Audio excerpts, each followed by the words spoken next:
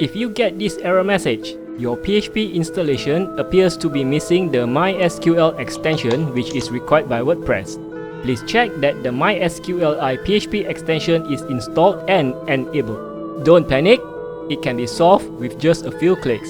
First, log in to your cPanel. Next, look for Software section and click on Select PHP version.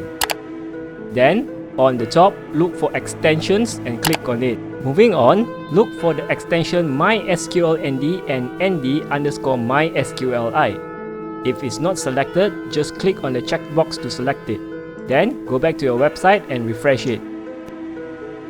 Wait for a few seconds for the extension to kick in and voila! Your site is back up and running fine. So, remember to subscribe for more website tips, bugs and fixes.